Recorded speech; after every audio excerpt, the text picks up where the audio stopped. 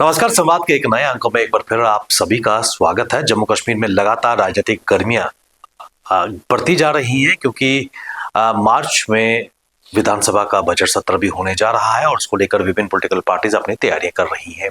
ऐसे में कुल मिलाकर जिन मुद्दों को लेकर, जिन वायदों को लेकर नेशनल कॉन्फ्रेंस लेड गवर्नमेंट ने जीत हासिल की, तो खासकर नेशनल कॉन्फ्रेंस की अगर बात करें तो एक बड़ा मैसिव मैंडेट कश्मीर घाटी श्रीनगर से मिला था और जो पोल प्रोमिसेस नेशनल कॉन्फ्रेंस ने किए थे अभी तक वो पूरे होते दिखते नजर नहीं आ रहे हैं। इन सब के बीच कुछ एमएलएज ने प्राइवेट मेंबर बिल्स, खासकर श्रीनगर और मुस्लिम डोमिनेटेड डिस्ट्रिक्ट्स में शराबबंदी को लेकर भी बात की है।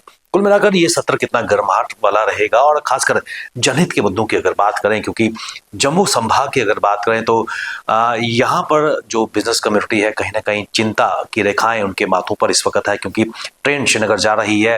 दरबार मूव अभी तक यहाँ पर पूरी तरह नहीं हो पाया है।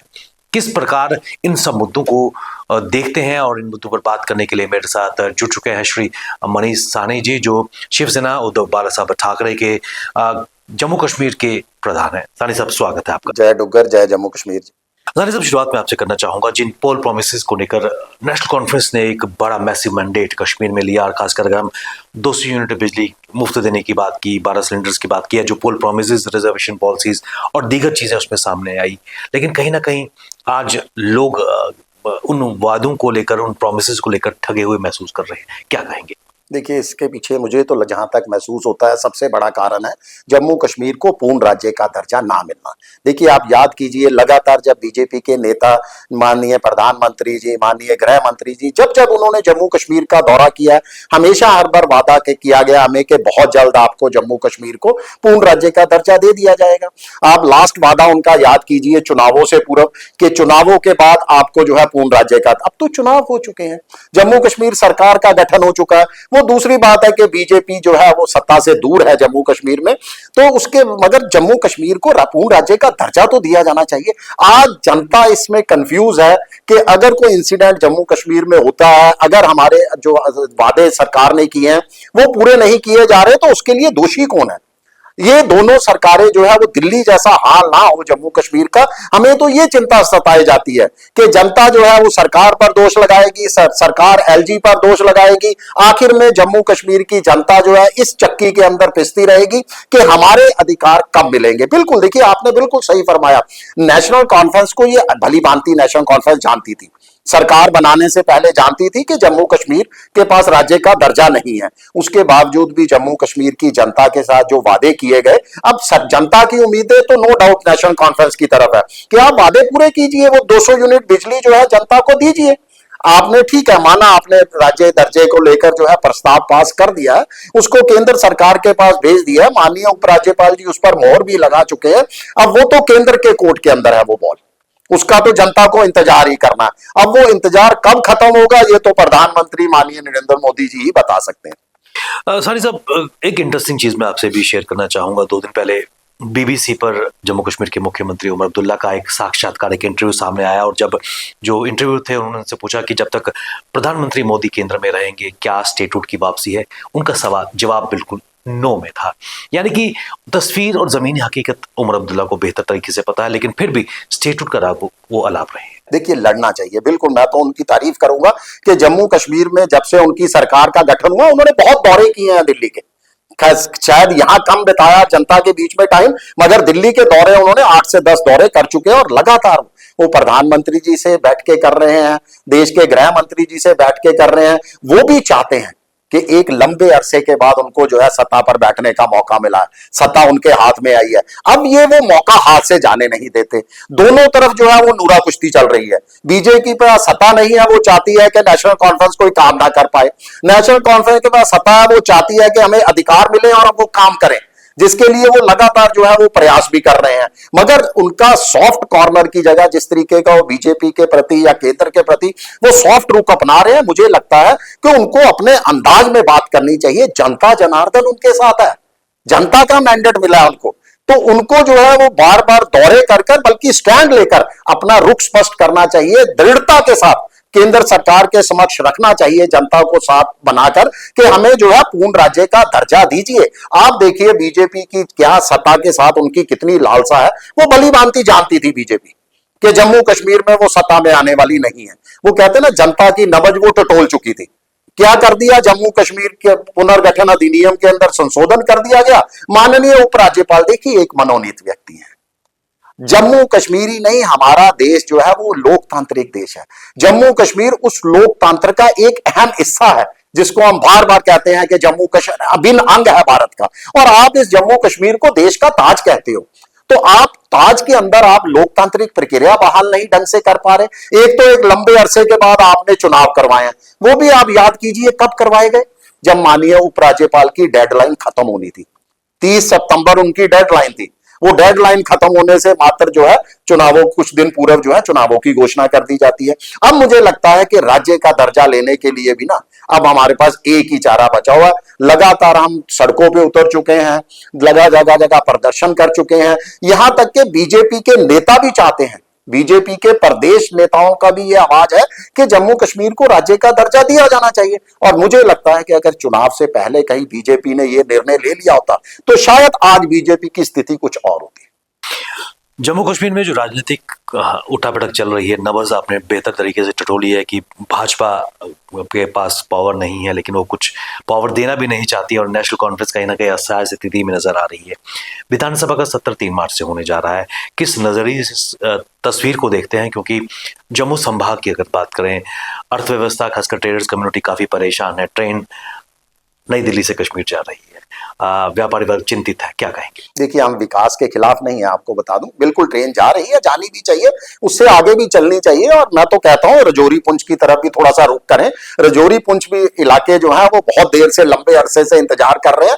खाली आप कश्मीर के ऊपर फोकस ना कीजिए, पूरे जम्मू कश्मीर को एक साथ लेके चलिए और लद्दाख पर भी ट्रेन पहुंचाइए। हम स्वागत करेंगे, क्योंकि विकास का हमेशा स्वागत होना चाहिए। मगर वो विकास अगर आपकी अर्थव्यवस्था को आड़ में रखकर जो है किया जाए तो मुझे लगता है अर्थव्यवस्था की तरफ जो है वो ध्यान दिया जाना चाहिए। देखिए बजट सेशन शुरू हो रहा है, एक लंबे अरसे के बाद जनता की चुनी हुई सरकार जो है वो बजट पेश करने जा रही है। 3 मार्च को और 7 मार्च को मुख्यमंत्री जो है बजट पेश करेंगे। हमने लगातार कुछ दिन पूर्व भी हमने जो है एक पत्रकार वार्ता के माध्यम से माननीय मुख्यमंत्री जी के नाम एक खुला ज्ञापन जारी किया है। वो जनता की, देखिए वो जनता के साथ संपर्क साध रहे हैं, बहुत अच्छा तरीका है। वो जनप्रतिनिधियों के साथ जो है इनपुट्स ले रहे हैं कि कैसा बजट होना चाहिए, स्वागत योग्य कदम है।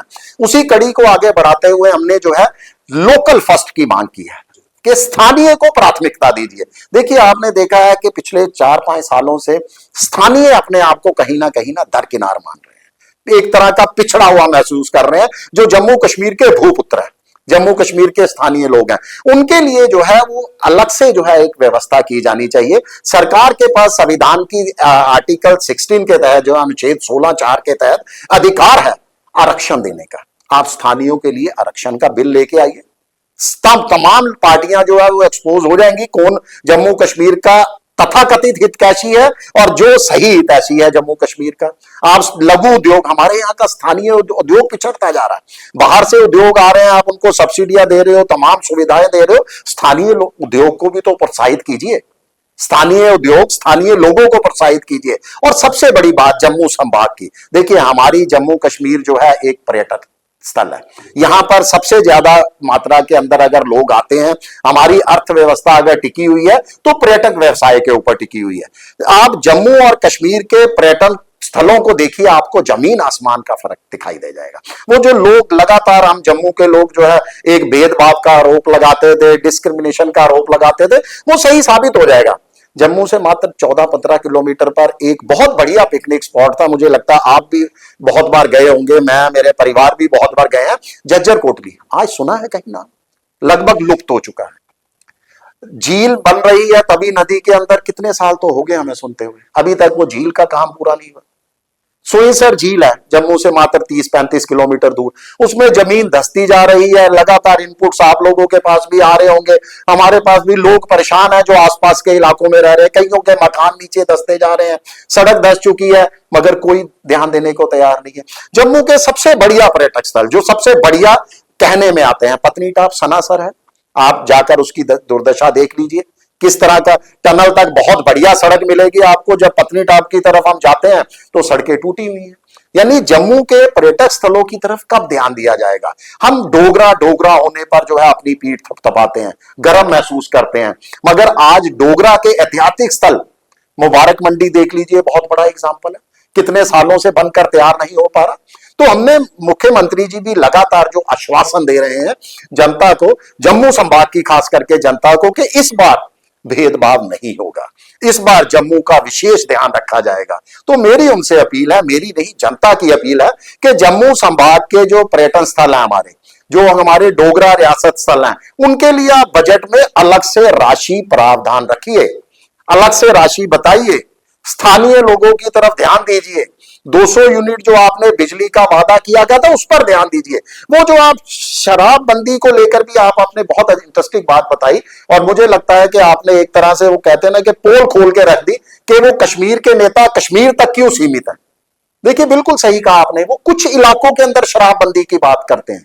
अरे हमारा जम्मू कश्मीर ऋषि मुनियों की, पीर पैगंबरों की धरती है, यहां विश्व प्रसिद्ध माता वैष्णो देवी का दरबार है।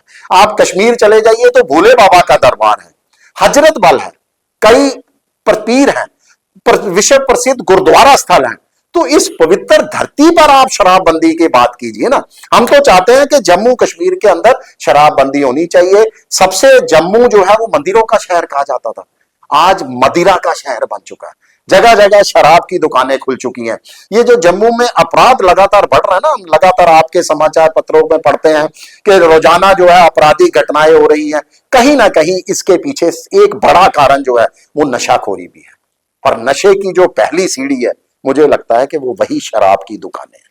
सानी साहब, क्या आपको लगता नहीं है कि 3 एमएलएज ने, पीडीपी, एआईपी और उसके बाद नेशनल कॉन्फ्रेंस के एमएलएज ने प्राइवेट मेंबर बिल खासकर शराबबंदी को लेकर, वो भी कश्मीर सेंट्रिक अप्रोच को लेकर आया है, कि अगर सरकार की मंशा, खासकर नेशनल कॉन्फ्रेंस लेड सरकार की मंशा साफ होती और शराबबंदी के लिए वो पूरी तरह दृढ़ संकल्प होती, तो सरकार की तरफ से इस पे कोई ठोस कदम लिया जाता? देखिए बिल्कुल, आपने भी आप डबज पकड़ी है उन्हीं पार्टियों की। देखिए बहुत हैरानी होती है, और लगातार हम ये उठा रहे हैं इनकी मंशा के ऊपर भी सवाल, कि क्या सच में नेशनल कॉन्फ्रेंस गंभीर है? क्या सच में पीडीपी गंभीर है? पीडीपी के कार्यकाल में खुली थी जम्मू संभाग में सबसे ज्यादा शराब की दुकानें, और नेशनल कॉन्फ्रेंस तो सत्ता में है। तो मात्र एक विधायक अपना निजी बिल ला रहा है, और निजी बिल आप जम्मू का इतिहास, जम्मू कश्मीर का खोल के देखिए, विधानसभा को देखिए, जब जब निजी बिल आया वो वही नूरा कुश्ती ही साबित हुए। पार्टी स्तर पर क्यों नहीं ये निजी बिल लाए जा रहे? आप पार्टी स्तर पर बिल लाइए, आप तो सरकार में है, आपको किसने रोका है प्रस्ताव लाने के लिए? और पीडीपी भी अगर जम्मू कश्मीर को राज्य का दर्जा और 370 के ऊपर जो है वो हंगामा कर सकती है, तो इसके अंदर मात्र निजी बिल लाकर वो क्या साबित करना चाहते हैं? देखिए अगर तो वो सच में गंभीर है तो हम उसका तहे दिल से उनका स्वागत करते हैं, मगर जो जहां तक वो निजी बिल लाकर वो ये दिखाने की कोशिश कर रहे हैं, जनता को गुमराह करने की कोशिश कर रहे हैं, और मुझे लगता है ये दबाव की राजनीति है, वो शराब विक्रेताओं पर और जनता को गुमराह करने पर। हम उनका खुलकर स्वागत करेंगे, पूरे जम्मू कश्मीर के अंदर शराबबंदी लागू करें, जैसे हाल ही के अंदर जम्मू कश्मीर के मुख्यमंत्री साहब ने जो है वहां पर नो स्मोकिंग जोन घोषित किया है। आप जम्मू कश्मीर को भी बनाइए ना no smoking zone, no liquor zone बनाइए, हम आपका स्वागत करेंगे। कम से कम एक अच्छा काम तो कीजिए, ये तो मुझे लगता है आपके हाथ में है। शराब की दुकानों पर रोक लगाइए, हमारी धरती की पवित्रता को पवित्र बनाए रहने दीजिए। पर विडंबना यह है कि चाहे हम शराब की दुकानों की बात करें, बीड़ी सिगरेट तंबाकू की अगर बात करें, रिलीजियस प्लेसेस के बिल्कुल पास है, स्कूल्स के बिल्कुल पास है, उनको चेक करने वाला कोई भी नहीं। और एक तर्क ये भी दिया जाता है कि एक्साइज पॉलिसी से रेवेन्यू जनरेट होता है। देखिए कोई रेवेन्यू, जब मुझे आप एक बार तहकीकात करवाइए जरूर, और व्यूवर्स भी मैं तो कहता हूं जरूर ध्यान दें कि जम्मू कश्मीर के अंदर जो शराब की दुकानें खुली हैं, क्या वो बेरोजगारी को दूर करने के लिए शराब की दुकानें हैं? नहीं, करोड़ों रुपया है जिनके पास, वो टेंडर भरते हैं, उनके तो मुझे लगता है आसपास भी बेरोजगारी का नाम ही नहीं लेना चाहिए। और दूसरा रेवेन्यू जनरेट, आप क्या कहते हैं गुजरात में रेवेन्यू नहीं जनरेट होता, बिहार का रेवेन्यू नहीं जनरेट होता, और जम्मू कश्मीर में देखिए, मेरे पर्यटकों को आप कम से कम, मेरे देश के जो यहां आने वाले पर्यटक है ना, उनको ये मत कहिए कि वो शराब पीने ही जम्मू कश्मीर आते हैं, नहीं, वो कश्मीर की वादियां देखने आते हैं। यहाँ के सुंदर दृश्य देखने आते हैं, जो प्राकृतिक दृश्य हैं। वो माता वैष्णो देवी के दरबार में माथा टेकने आते हैं, अपनी मन्नतें लेकर यहाँ पर आते हैं। भोले बाबा का दर्शन, इतनी ठंड में जाते हैं, माइनस टेम्परेचर में वहां पर जाते हैं, कई लोग नंगे पांव जाते हैं। वो इसलिए नहीं यहाँ पर आते कि यहाँ पर शराब की दुकानें हैं, वो इस यहाँ के दृश्यों को देखने के लिए, अपने देवता परमात्मा का आशीर्वाद लेने के लिए आते हैं। कोई रेवेन्यू में फर्क नहीं पड़ेगा, बल्कि मैं कहता हूं कि रेवेन्यू बढ़ेगा। हमारा देश का जो भविष्य है युवा, वो कम से कम गलत रास्ते से जाने से, जो भटकने का रास्ता उसने अब अपना लिया है बेरोजगारी के कारण, कम से कम वो वापिस सीधे रास्ते में आएगा और अपनी एनर्जी को सही दिशा के अंदर लगाएगा, जाकि नशे के अंदर उसको बर्बाद कर देगा। एक और बड़ा मुद्दा इस वक्त युवाओं का सामने आ रहा है। बेरोजगारी जम्मू कश्मीर में बढ़ती जा रही है, पढ़े लिखे युवक युवतियों की संख्या निरंतर बढ़ती जा रही है। ऐसे में पिछले कई वर्षों से जो लगभग डेली वेजर्स हैं, कैजुअल वर्कर्स हैं, कहीं ना कहीं कुछ पल के लिए उनको खुशी मिली थी जब एक गलत ऑर्डर तस्वीर सामने आई थी, लेकिन उसमें भी रेक्टिफिकेशन की गई। वो अभी भी आशा की किरण लेकर चल रहे हैं। बिल्कुल, देखिए आशा वर्कर्स भी हैं, आपने आशा का नाम लिया, मुझे आशा वर्कर्स की भी याद आ गई। ये बहुत बड़ा मुद्दा है। आप इस तरीके के शराब वगैरह इनसे ध्यान हटाकर सबसे पहले तो आप इनको हल कीजिए। आज मैं एक समाचार पढ़ रहा था जिसके अंदर 30,000 अपने जो है कुक हैं, जो स्कूलों के अंदर खाना बनाते हैं, और पिछले 30 सालों से वो पता है कितनी डेली उनकी कमाई है? 33 रुपए, मात्र 33 रुपए। 1,000 रुपया उनको महीने का मिलता है, उसमें से भी 900 रुपया जो है वो केंद्र सरकार की तरफ से आता है, और 100 रुपया मात्र हमारी राज्य सरकार को डालना पड़ता है। वो 100 रुपया भी ना होने के कारण उनको कई बार 6-6 महीने जो है वो 1,000 रुपया वेतन भी नहीं मिलता। आप बताइए कहां खड़ा है जम्मू कश्मीर? कहां से आप इसको देश का ताज कहते हैं? कहां से हमें केंद्र, आपने तो केंद्र शासित प्रदेश बनाया था, हमें एक उम्मीद की किरण दिखाई दी थी कि अब हम सीधा केंद्र सरकार के अधीन है। इतनी बड़ी सरकार, इतने बड़े देश की सरकार, और अब हमारा जो है विकास देखने को मिलेगा। जैसे हमें वादे किए गए थे, हमें तो वादा किया गया था हर जगह निवेश होगा, बड़े बड़ी इमारतें यहां आएंगी, बड़े बड़े ऑफिसेज यहां आएंगे। मैं उस समय लोगों की, हमने भी ढोल नगाड़े बजाए थे, हमने भी मिठाइयां बांटी थी, क्योंकि हम बुजुर्गों की तरफ देखते थे। बुजुर्ग इतना खुश थे जब जम्मू कश्मीर से धारा 370 हटी थी। आपको ये हकीकत बता रहा हूं, उनके दिल से आवाज आई थी कि अब हमारा बेटा, अब हमारा पुत्र बाहर नौकरी करने नहीं जाएगा, हमें जो है वो बुजुर्गी के समय में अपने घर में अकेले नहीं रहना पड़ेगा। मगर कुछ नहीं हुआ। जम्मू कश्मीर के आज भी वही हालात हैं। बिल्कुल डेली वेजर्स को देखिए, वो 15-15, 16-16, 20-20 साल से अपनी नौकरियां कर रहे हैं। आप मुझे बताइए, क्या वो अपनी मर्जी से डिपार्टमेंट में लगे हैं? नहीं, किसी सरकार ने उनको लगाया है, चाहे वो पूर्व सरकारें रही हो, किसी अफसर ने ही उनको तैनात किया है और अकॉर्डिंग टू रूल ही तैनात किया होगा। वो 15-15, 20 सालों से अगर अपनी सेवाएं दे रहे हैं तो आप उनको पक्का तो कीजिए। जहां तक डेली वेतन, दैनिक वेतन की बात है, आप एक तरफ कहते हैं कि ये केंद्र शासित प्रदेश है। अगर केंद्र शासित प्रदेश है तो केंद्र ने तो जो तय किया हुआ दैनिक वेतन, कम से कम वो तो दीजिए। जब आप हमें राज्य बनाएंगे उस समय सरकार असेंबली में जो पास करेगी हम ले लेंगे, मगर आज अपने केंद्र शासित प्रदेश के अकॉर्डिंग तो उनको वेतन दीजिए। वो बेचारे सड़कों पर हैं और एक लंबा अरसा बीत चुका है। बीजेपी को भी देखिए, इसमें मैं कहीं ना कहीं जरूर कहूंगा कि उनको भी याद दिला दूंगा एक बार फिर से कि 3 तारीख को बजट सेशन शुरू होने वाला है। बीजेपी का वादा था उन डेली वेजर्स के साथ कि हम जीतने के मात्र 10 दिन के अंदर अंदर आपको जो है वो पक्का करेंगे, नियमित करेंगे, आपकी वेतन जो है वो बढ़ाएंगे। माना वो सरकार के अंदर नहीं है, मगर प्रस्ताव तो ला सकते हैं।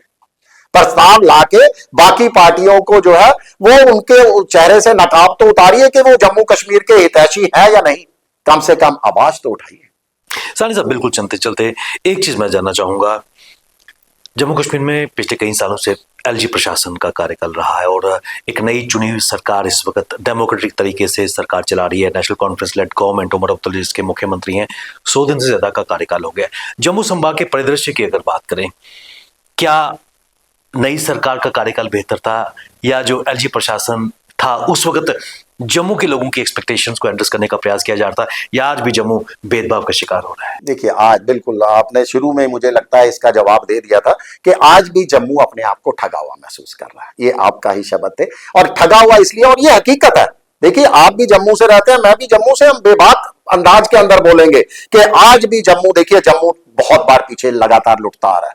हम जम्मू को 2014 से पहले की बात करें तो पहले हम आरोप लगाते थे कश्मीरी हुक्मनामों के ऊपर कि हमारे साथ जो भेदभाव किया जा रहा है उसका कारण सबसे बड़ा है कि जम्मू कश्मीर के अंदर जो है कोई बड़ा नेता नहीं है, जम्मू कश्मीर सरकार के अंदर उसका वर्चस्व नहीं है, उस तरह का वर्चस्व जो होना चाहिए था। 2014 में जनता ने भरपूर समर्थन दिया बीजेपी को। और किस बात पे समर्थन दिया? बीजेपी का मुख्य मुद्दा ही यही था कि जम्मू के साथ भेदभाव खत्म होगा, डिस्क्रिमिनेशन खत्म होगा, जम्मू को उसका हक मिलेगा। ना केवल 14 में विश्वास किया, 2019 में भी विश्वास किया गया। दोनों के दोनों पार्लियामेंटर जम्मू से जो है बीजेपी के जीत कर पार्लियामेंट में गए।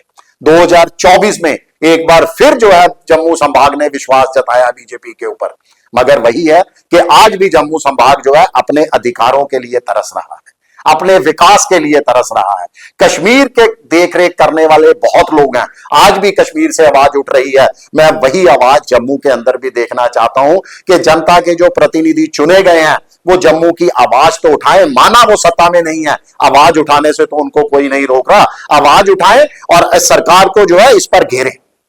मोहन जी, आप हमारे साथ इस संवाद कार्यक्रम में आए, महत्वपूर्ण जारी जम्मू कश्मीर के राजनीतिक परिदृश्य पर आपने डाली और खासकर आने वाले बजट सत्र पर आपने अपने इनसाइट दिया। आपका बहुत बहुत धन्यवाद।